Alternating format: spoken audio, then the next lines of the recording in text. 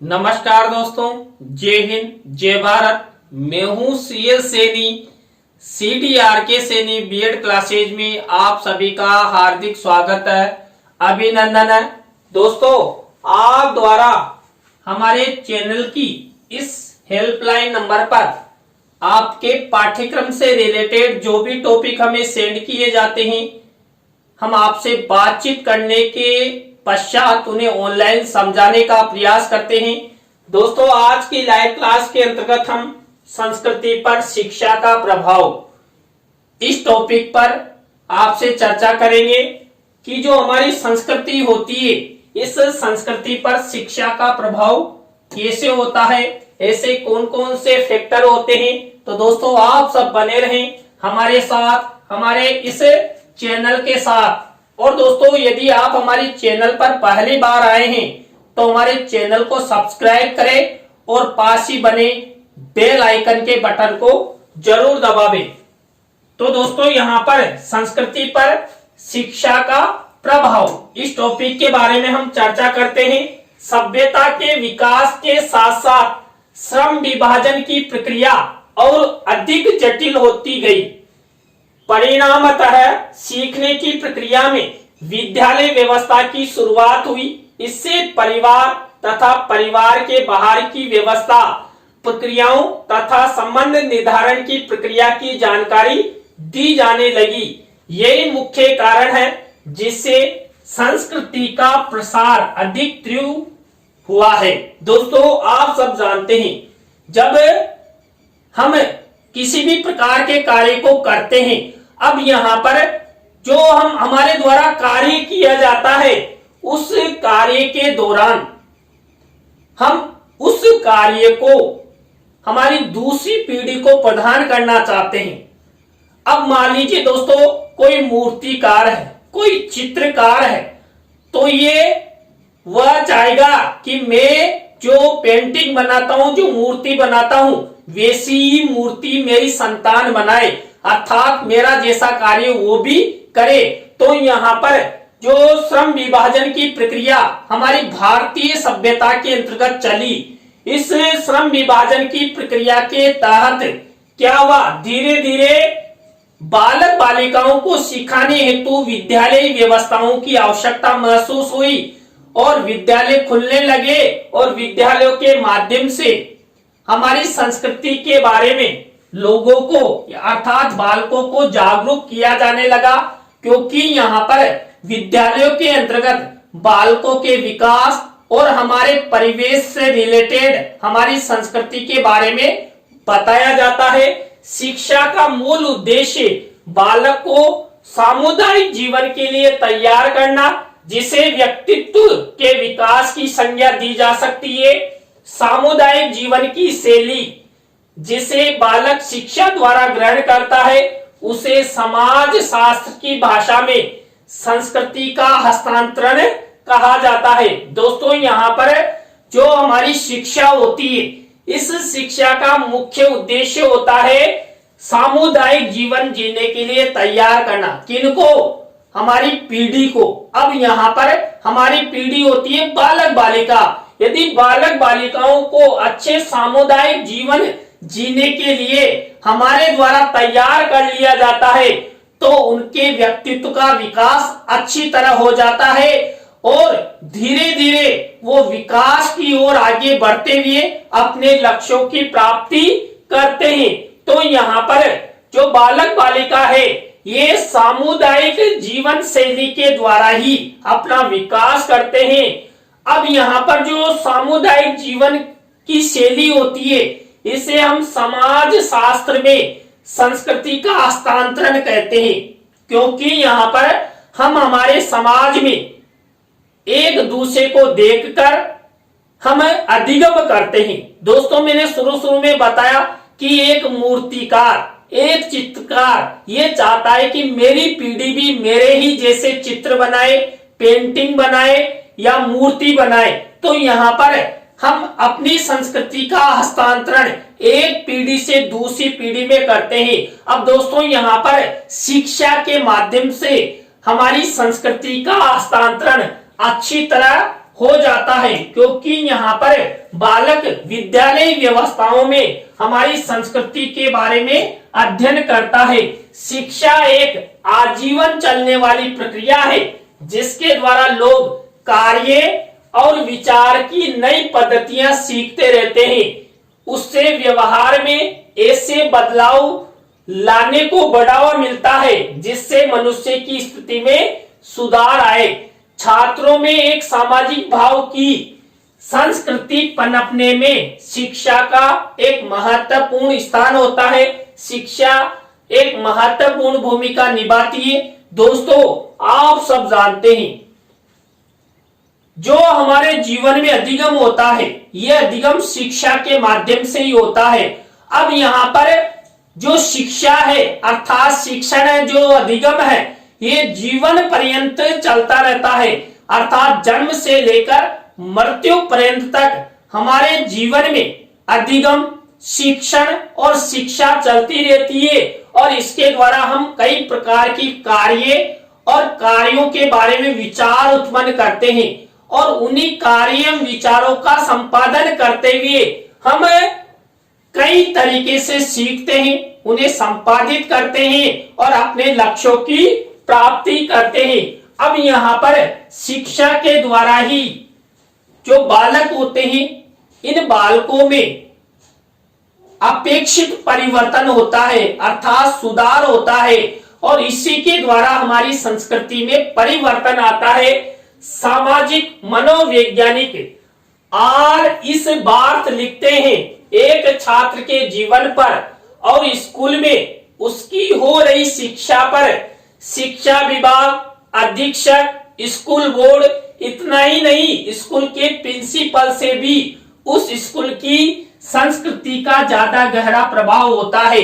दोस्तों, जब बालक विद्यालय जाता है और उस विद्यालय के वातावरण में जो वो अधिगम करता है, सीखता है, अब वहां पर जो विद्यालय संस्कृति होती है, इस विद्यालय संस्कृति पर जो विद्यालय के शिक्षक होते हैं, प्रशासक होते हैं, प्रिंसिपल होते हैं, उनसे ज्यादा संस्कृति की छाप बालक पर पड़ती है, क्योंकि उस शिक्षा के मंदिर में बालक जो उसकी संस्कृति है उसको अधिगमित करता है, अर्थात सीखता है, और वो सीखता हुआ अपना फ्यूचर निर्माण करता है और उस संस्कृति को अपने जीवन में ढालने का प्रयास करता है।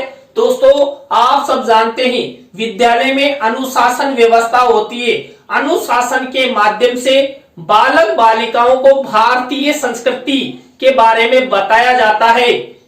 हम दूसरों के साथ कैसे बातचीत करें, अपने शिक्षकों के साथ कैसे बातचीत करें, अपने अभिभावकों को और रिश्तेदारों के साथ हमें कैसा व्यवहार करना चाहिए, कैसा संप्रेषण होना चाहिए, ये सब हमें विद्यालयों के माध्यम से अर्थात शिक्षा के माध्यम से ही मिलता है।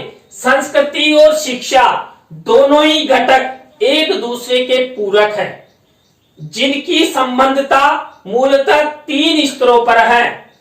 प्रथम, शिक्षा संस्कृति की वाहक है, अर्थात शिक्षा के माध्यम से ही संस्कृति का हस्तांतरण एक पीढ़ी से दूसरी पीढ़ी के लिए संभव हो पाता है। दोस्तों, यहाँ पर जो संस्कृति और शिक्षा है, इस संस्कृति पर शिक्षा का गहरा प्रभाव होता है। दोस्तों, यहाँ पर शिक्षा के माध्यम से ही संस्कृति का हस्तांतरण होता है, अर्थात एक पीढ़ी से दूसरी पीढ़ी में जाती है।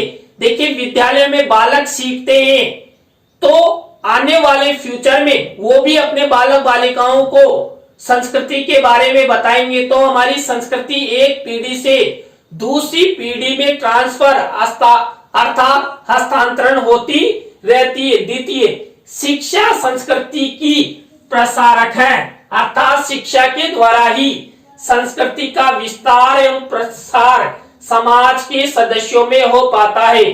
तो यहाँ पर जो हमारी संस्कृति है, इस संस्कृति का प्रचार प्रसार भी शिक्षा के द्वारा ही संभव हो पाता है।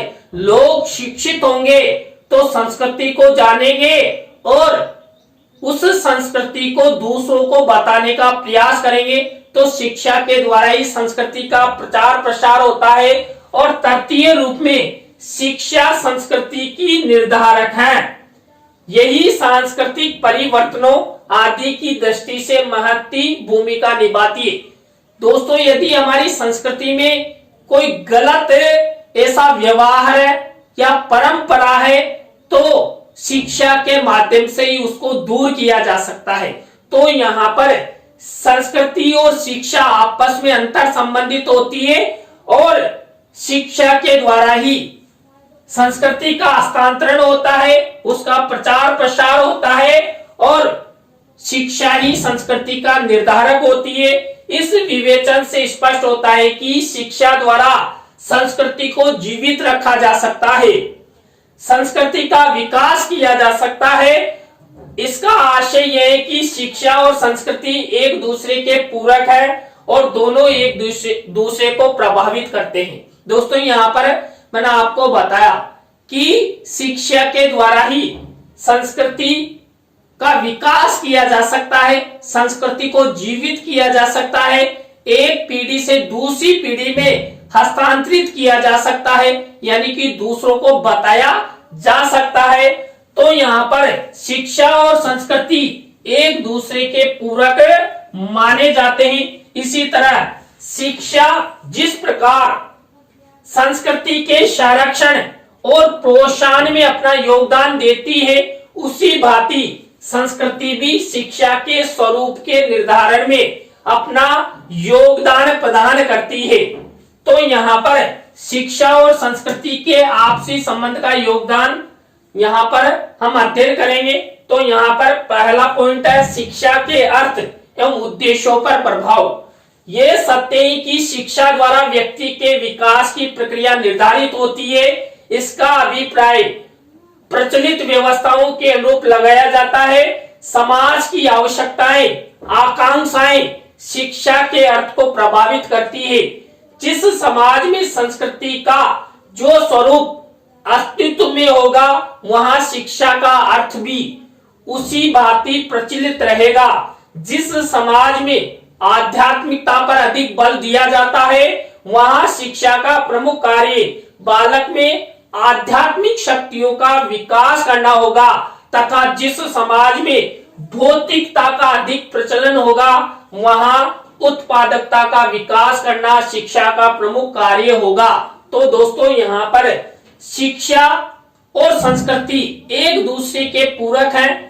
शिक्षा द्वारा संस्कृति का विकास होता है और संस्कृति भी शिक्षा को आगे बढ़ाने में योगदान देती है। दोस्तों, यहाँ पर जैसा पारिवारिक माहौल होगा, उसी के हिसाब से शिक्षा और संस्कृति का प्रचलन होगा। यदि परिवार में आध्यात्मिकता को अधिक महत्व दिया जाता है, तो बालक बालिकाओं में आध्यात्मिकता नामक संस्कृति का विकास होगा, और यदि परिवार में भौतिकता को अधिक महत्व दिया जाता है, तो भौतिकता संबंधी संस्कृति का विकास होगा। इसी तरह दोस्तों, पाठ्यक्रम पर प्रभाव। संस्कृति शिक्षा के लिए प्रचलित पाठ्यक्रम को भी प्रभावित करती है।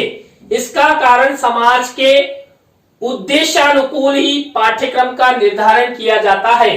पाठ्यक्रम के आधार पर तत्व शिक्षा के उद्देश्यों को ध्यान में रखकर ही निर्धारित किए जाते हैं। इसका तात्पर्य यह है कि विद्यालय में बालकों को पढ़ाई जाने वाली विषय वस्तु समाज की आवश्यकता अनुकूल एवं संस्कृति के अनुसार होती है। दोस्तों, यदि हमारे समाज में कैसी आवश्यकता है, लोग वर्तमान में क्या इच्छाएं रखते हैं, या हमारी संस्कृति कैसी है, उसी के अनुसार हमारा पाठ्यक्रम होता है और उसी के द्वारा शिक्षा का विकास होता है और शिक्षा के द्वारा संस्कृति का विकास होता है। दोस्तों, यहाँ पर शिक्षा और संस्कृति का समन्वय होता है, तभी जाकर शिक्षा के द्वारा संस्कृति का विकास होता है और लोग संस्कृति के अनुसार ही शिक्षा ग्रहण करते हैं। लोगों की जैसी संस्कृति होगी, वैसा ही वो आचरण करेंगे, वैसा ही वो पाठ्यक्रम अपनाएंगे और वैसे ही पाठ्यक्रम रखे जाएंगे। इसके बाद थर्ड नंबर का बिंदु है शिक्षण विधियों पर प्रभाव। शिक्षण विधि अध्यापक तथा छात्र के मध्य संबंध स्थापित करने की प्रक्रिया है। प्रत्येक विद्यालय में छात्र और अध्यापक के मध्य संबंध वहां प्रचलित सांस्कृतिक परिस्थितियों के अनुसार ही होते हैं। ये सर्वविदित तथ्य है कि प्रत्येक संस्कृति समयानुकूल अपने स्वरूप में परिवर्तित होती रहती है। इस परिवर्तन को आधार स्वीकार करके ही अध्यापक अपने छात्रों के साथ तथा छात्र अपने अध्यापक केंद्र बिंदु हुआ करता था। वही आज जनतांत्रिक सामाजिक व्यवस्था के प्रचलन के कारण बालक और अध्यापक दोनों ही महत्वपूर्ण पक्ष बन गए हैं। दोस्तों, आप सब जानते हैं हमारी जो शिक्षा है, हमारी जो संस्कृति है, इसका विकास समाज द्वारा, समाज में रहने वाले लोगों के द्वारा होता है। अब यहाँ पर जो बालक होते हैं, जो छात्र होते हैं, जो अध्यापक होते हैं, उनके द्वारा ही आपस में एक शिक्षक शिक्षा प्रदान करता है और बालकों द्वारा ग्रहण किया जाता है। अब यहाँ पर शिक्षक और छात्र मिलकर हमारी संस्कृति का हस्तांतरण करते हैं। तो यहाँ पर शिक्षा और संस्कृति आपस में महत्वपूर्ण भूमिका निभाती है। जैसी संस्कृति होगी वैसे ही शिक्षा का प्रचार प्रसार होगा और लोगों को वैसी ही शिक्षा मिलेगी। और यहाँ पर यदि शिक्षा प्रदान करने वाले और शिक्षा ग्रहण करने वाले अच्छे लोग हैं तो उनमें क्या होगा, अच्छी अच्छी शिक्षण विधियों के माध्यम से उनमें शिक्षा में वृद्धि होगी, शिक्षा का विकास होगा और उसके साथ ही संस्कृति का विकास होगा। इसके बाद फोर्थ नंबर का बिंदु है विद्यालय पर प्रभाव। विद्यालय को समाज का लघु रूप माना जा सकता है। किसी स्थान विशेष के समाज और संस्कृति के अध्ययन के लिए विद्यालय सर्वोपयुक्त स्थान है। विद्यालय वहां की संस्कृति का केंद्र बिंदु होता है।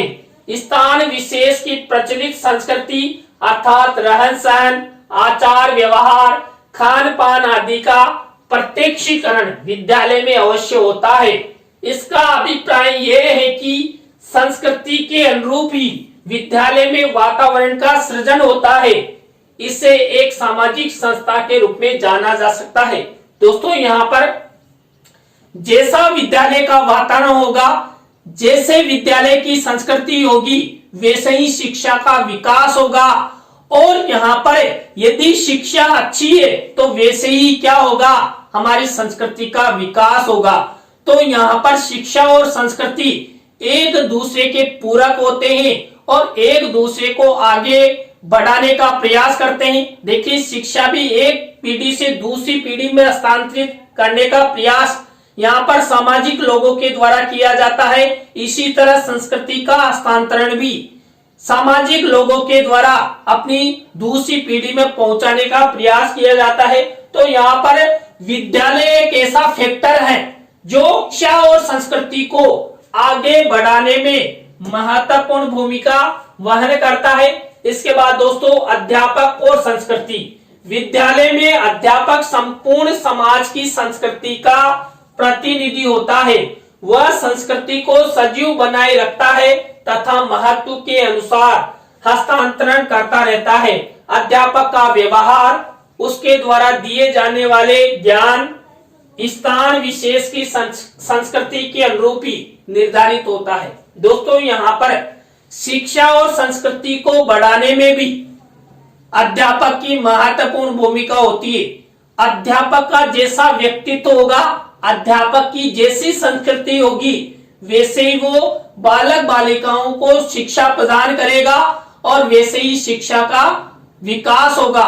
और यदि एक शिक्षक अच्छा ज्ञानवान है, उसमें अच्छे व्यक्तित्व के गुण है, कर्तव्यनिष्ठ है और वो ये चाहता है कि मुझे अच्छे समाज का निर्माण करना है, तो बालकों को मैं अच्छी तरह पढ़ाऊं, तो वह कर्तव्यनिष्ठ होकर बालकों को शिक्षा प्रदान करेगा और संस्कृति को आगे बढ़ाने में महत्वपूर्ण योगदान देगा। तो यहाँ पर शिक्षक की महत्वपूर्ण भूमिका होती है। इसी तरह छात्र और संस्कृति, सांस्कृतिक व्यवस्थाओं के अनुरूप ही बालक को विद्यालय में ज्ञानार्जन एवं अध्यापकों का व्यवहार प्राप्त होता है, जिससे वह अपने व्यक्तित्व का विकास करता है। शिक्षा के उद्देश्य प्रचलित पाठ्यक्रम, शिक्षण विधि, अध्यापक का व्यवहार, विद्यालय का वातावरण बालक के व्यक्तित्व के परिष्करण के प्रमुख आधार है, जिनका निर्धारण संस्कृति से ही होता है। दोस्तों, यहाँ पर जो संस्कृति होती है, इस संस्कृति पर शिक्षा का महत्वपूर्ण प्रभाव होता है।